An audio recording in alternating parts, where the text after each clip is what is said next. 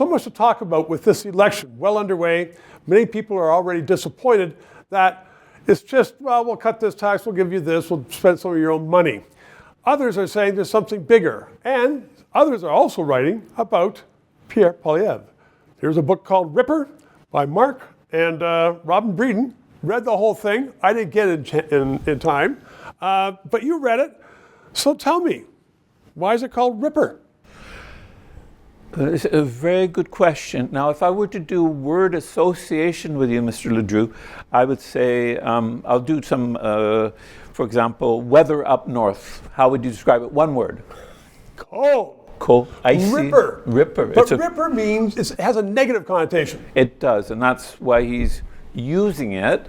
I go to James Bond next in Skyfall. They ask James, he's had a breakdown. They're asking him, what's your word for women? He says provocatrix. I can say this, I would not recommend this program to anyone under 41. There'll be some language not with Bell Media anymore.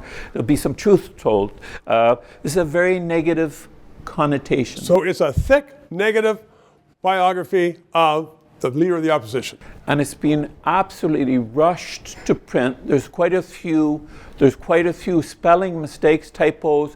Well, you as an educator, certainly that'd stick out with you. But tell me, what is the main criticism of Poilievre? Well, Lawrence Martin got to it first last Thursday in the Globe and Mail. I know you've been iced in north of the city, north of Peterborough, but he said essentially he's painting him as Trump Lite, capital Which L. is what all liberals, and Lawrence Martin is a big L liberal, they always want to do, because Canadians do not like Trump, right, the majority, so they want the liberals to win again, the reincarnated liberals under Carney, and so they're painting Poilievre as a Trumper. I was going to come on your program and deliver the verdict that it's Trump Lite with a small l, but Lawrence Martin did it with a capital L. Is it true? It's a yes and a no, and I don't mean to be Jesuitical in my equivocations here. Poilievre perhaps had it too easy with Justin Trdueau for too long, and he's a heavy trainer, but with his axe attacks, it must be like being a windsurfer, and we know Mr. Trudeau chose to go to Tofino to windsurf as opposed to showing up at the Aboriginal grave sites, or there are now underground undulations, thanks to Terry Newman and the Terrys at National Post.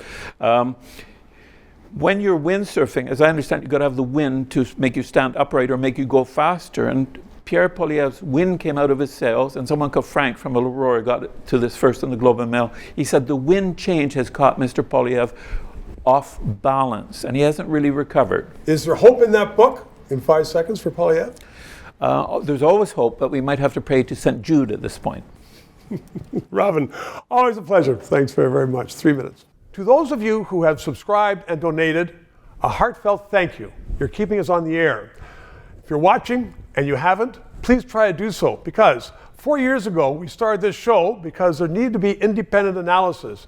Now more than ever, with the Online Harms Act, once that gets into law, it's been passed once by the House, there are going to be hundreds of bureaucrats censoring the news in Canada, censoring this show. We need to keep it on the air. Thanks for your support.